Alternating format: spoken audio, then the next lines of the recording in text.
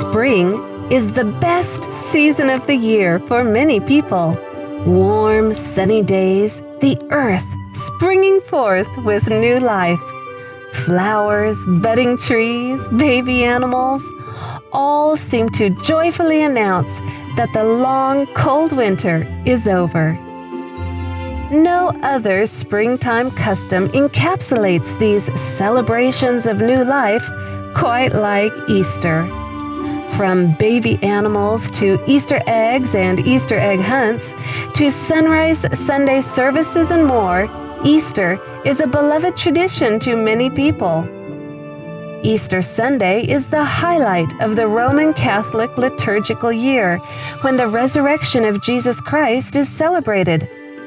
According to their catechism, Easter is not simply one feast among others, but the feast of feasts, the solemnity of solemnities, just as the Eucharist is the sacrament of sacraments, the great sacrament. Saint Athanasius calls Easter the Great Sunday, and the Eastern churches call Holy Week the Great Week, the mystery of the resurrection in which Christ crushed death.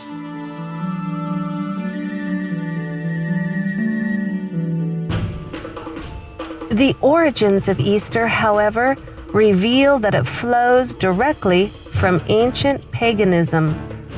Shortly after the flood, Nimrod re-established idolatry in the earth. After his death, Nimrod was promoted as the original sun god. His widow, Semiramis, was called the Queen of Heaven.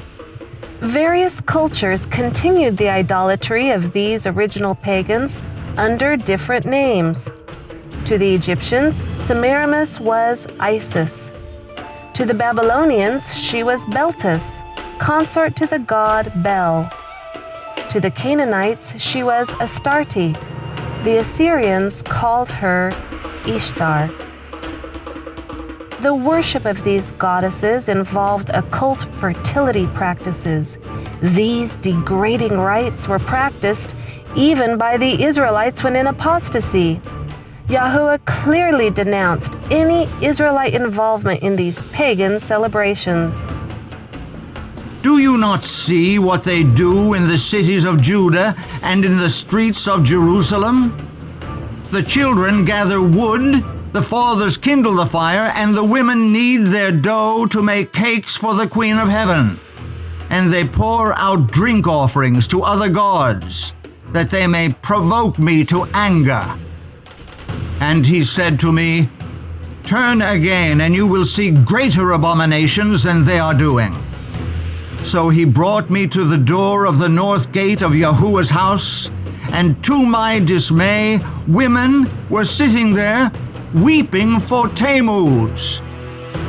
Modern Easter has no basis in the pure religion of heaven. All of its traditions are pagan. Rabbits and dyed Easter eggs symbolize fertility. Hot cross buns were the cakes offered to the Queen of Heaven. The 40 days of weeping for Tammuz are now the 40 days of Lent leading up to Easter. Sunrise services were performed by pagan priests to honor the sun god. Celebration of Easter does not honor the death and resurrection of the Savior. Participation in pagan practices honors Satan. No amount of renaming it by Christian names can purify Easter of its pagan origins. Easter is much more than a pagan impostor pretending to be Christian, lurking behind the pretty facade.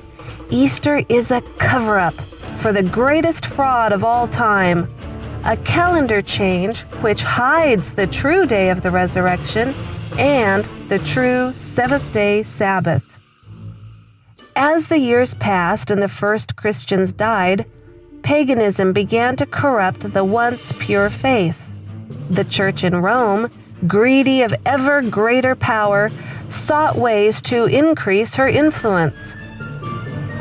To conciliate the pagans to nominal Christianity, Rome, pursuing its usual policy, took measures to get the Christian and pagan festivals amalgamated, and by a complicated but skillful adjustment of the calendar, it was found no difficult matter in general to get paganism and Christianity, now far sunk in idolatry, in this as in so many other things, to shake hands. This change of the calendar in regard to Easter was attended with momentous consequences. It brought into the church the grossest corruption and the rankest superstition. This change of calendar also changed the day of worship. This is admitted by Roman Catholics who point to it as the sign of their authority. Sunday is purely a creation of the Catholic Church. They, the Protestants, deem it their duty to keep the Sunday holy. Why? Because the Catholic Church tells them to do so. They have no other reason. The author of the Sunday law is the Catholic Church. One Catholic bishop went so far as to state, It was the Catholic Church which made the law, obliging us to keep Sunday holy. The Church made this law long after the Bible was written. Hence, the law is not in the Bible. The Catholic Church abolished not only the Sabbath, but all the other Jewish festivals. the Israelite festival, which was outlawed in favor of Easter, was Passover. All early Christians kept the feasts of Yahuwah as outlined in Leviticus 23. Paganized Christians still wanted to celebrate Easter, while apostolic Christians, still clinging to a pure faith, observed Passover. Since the 2nd century AD, there had been a divergence of opinion about the date for celebrating the Paschal, Easter, anniversary of the Lord's Passion, death, burial, and resurrection. The most ancient practice appears to have been to observe the 14th, the Passover date, 15th and 16th days of the lunar month, regardless of the day of the Julian week these dates might fall on from year to year. The bishops of Rome, desirous of enhancing the observance of Sunday as a church festival, ruled that the annual celebration should always be held on the Friday, Saturday, and Sunday following the 14th day of the lunar month. This controversy lasted almost 2 centuries, until the Emperor Constantine intervened in behalf of the Roman bishops and outlawed the other group. These contentions had agitated the churches of Asia since the time of the Roman bishop Victor, who had persecuted the churches of Asia for following the 14th day heresy, as they called it, in reference to the Passover. The future Easter observance was to be rendered independent of Jewish calculation. Here is the real significance of Easter. Sunday is kept as a day of worship because of Easter Sunday. It is claimed that the Savior was resurrected then. Consequently, it is assumed that the day before Easter Sunday, Saturday, is the 7th-day Sabbath. Jews today worship on Saturday rather than the biblical 7th-day Sabbath.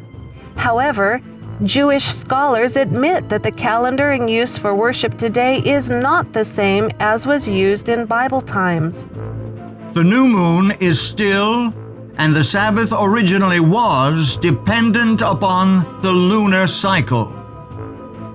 The Jews point to the extreme persecution following the Council of Nicaea's decision to set aside Jewish time calculation as the reason for why they no longer use the biblical calendar. Declaring the new month can only be done by the Sanhedrin. In the time of Hillel II, 4th century CE, the Romans prohibited this practice. Jewish scholars understand that Christianity stepped free of its biblical roots when the pagan Easter was substituted for the true Passover. At the Council of Nicaea, the last thread was snapped which connected Christianity to its parent stock. The festival of Easter had up till now been celebrated for the most part at the same time as the Jewish Passover, and indeed upon the days calculated and fixed by the Sanhedrin in Judea for its celebration. But in future its observance was to be rendered altogether independent of the Jewish calendar. Emperor Constantine stated, "For it is unbecoming beyond measure that on this holiest of festivals we should follow the customs of the Jews. Henceforward, let us have nothing in common with this odious people. Our Savior has shown us another path. It would indeed be absurd if the Jews were able to boast that we are not in a position to celebrate the Passover without the aid of their rules or time calculations." The truth is, Easter is a fraud. It is not the day upon which the Savior arose from the grave, nor is Saturday the seventh-day Sabbath of the Bible. Easter is, and has always been, a pagan holiday celebrating fertility. It was substituted for Yahuwah's Passover at the Council of Nicaea in the 4th century when the Church of Rome decided to set aside Hebrew calculation of time. Now, in this last generation, truth is to be restored. All who wish to express their gratitude for the death of their Savior will commemorate it on the day upon which he died, Passover. This can only be calculated by the original calendar of creation. Any other observance gives honor to Satan, the one who has set himself up in opposition to heaven. Today, you can choose which day represents your beliefs, Passover or Easter. You can choose to which power you wish to give honor and worship, the Savior or his enemy, Satan. You can choose on which day, calculated by which calendar, you offer that worship. The choice is yours.